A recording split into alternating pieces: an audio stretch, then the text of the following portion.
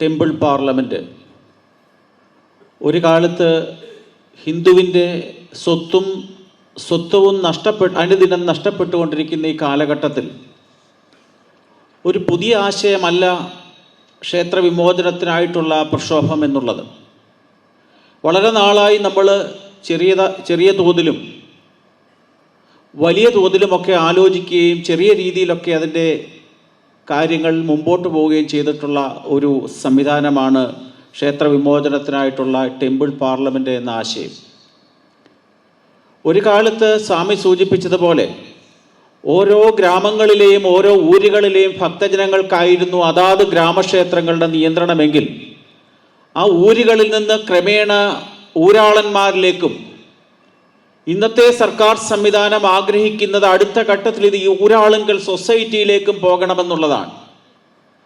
അത്തരത്തിൽ ക്ഷേത്രങ്ങൾ അധപ്പതിച്ചു കഴിഞ്ഞിരിക്കുകയാണ്. ക്ഷേത്രങ്ങൾ അധപ്പതിച്ചു എന്നുള്ളതല്ല, ക്ഷേത്രങ്ങളുടെ സ്വത്തുക്കൾ കൊള്ളയടിച്ചുകൊണ്ട് ഹിന്ദു എന്തൊക്കെ ക്ഷേത്രങ്ങളിലേക്ക് സംഭാവനയായി നൽകി, ഹിന്ദു ഏതൊക്കെ ഭഗവാൻ അർപ്പിച്ചു, അതൊക്കെ തന്നെ ഇല്ലാതാക്കുന്ന കാട്ടുകള്ളന്മാരെക്കാൾ മോശമായിട്ടുള്ള ആ കള്ളന്മാരിൽ നിന്നും ക്ഷേത്രങ്ങളെ വിമോചിപ്പിക്കുക എന്നുള്ളത് ഇന്ന് എല്ലാ ഭക്തജനങ്ങളുടെയും ആത്യന്തികമായിട്ടുള്ള ആഗ്രഹം തന്നെയാണ്.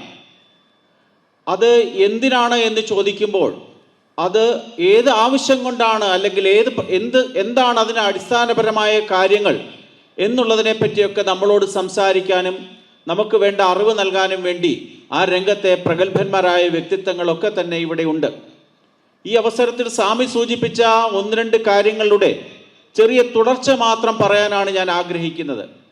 കഴിഞ്ഞ ദിവസം നമ്മൾ കണ്ടു, ഈ രാഷ്ട്രത്തിലെ എല്ലാവരെയും ഞെട്ടിച്ചുകൊണ്ട് ഡൽഹിയിലുണ്ടായ സ്ഫോടനം. ആ സ്ഫോടനവും ക്ഷേത്ര വിമോചനവുമായിട്ട് എന്താണ് ബന്ധമെന്ന് ചോദിക്കുമ്പോൾ മനസ്സിലാക്കേണ്ട ഒരു കാര്യമുണ്ട്. ഡൽഹി സ്ഫോടനത്തിൻ്റെ 4 ദിവസം മുമ്പ് 4 ദിവസങ്ങളിലായി അറസ്റ്റ് ചെയ്യപ്പെട്ട 4 ഡോക്ടർമാരുണ്ടായിരുന്നു. ആ 4 ഡോക്ടർമാരിലെ ഒരു ഡോക്ടർ മുഹമ്മദ് ഇക്ബാൽ, അദ്ദേഹത്തിനെ അറസ്റ്റ് ചെയ്തതിനോടൊപ്പം തന്നെ അദ്ദേഹത്തിൽ നിന്ന് പിടിച്ചെടുത്ത ചില വസ്തുക്കളുണ്ട്, ചില രേഖകളുണ്ട്. റസീൻ എന്ന് പറയുന്ന മാരകമായിട്ടുള്ള ഒരു വിഷമാണ് അദ്ദേഹത്തിൻ്റെ ഏറ്റവും പ്രധാനപ്പെട്ട കണ്ടുപിടുത്തം. എന്തിനാണ് മണമില്ലാത്ത, രുചിയില്ലാത്ത ഈ വിഷം ഉണ്ടാക്കിയത് എന്ന് അദ്ദേഹത്തിനോടുള്ള ചോദ്യത്തിന് അദ്ദേഹം യാതൊരു മനസാക്ഷിക്കുത്തുമില്ലാതെ നൽകിയ ഒരു ഉത്തരം ഇന്നത്തെ കേരള സമൂഹവുമായി ബന്ധപ്പെടുത്തി തന്നെ നമ്മൾ നോക്കേണ്ടതുണ്ട്. കൃത്യമായ ഉത്തരമാണ് പറഞ്ഞത്. ഹൈന്ദവ ആരാധനാലയങ്ങളിലെ കിണറുകളിലും കുളങ്ങളിലുമൊക്കെ കലക്കാൻ, ഹൈന്ദവ ക്ഷേത്രങ്ങളിൽ വിതരണം ചെയ്യുന്ന പ്രസാദങ്ങളിൽ ഇട്ടുവെക്കാൻ, അപ്രകാരം അത് ലഭിക്കുമ്പോൾ ഉണ്ടാകുന്ന ഒരു കൂട്ടക്കുരുതിയായിരുന്നു ആ ചൈനയിൽ നിന്ന് MBBS നേടിയ ഡോക്ടറുടെ ലക്ഷ്യം.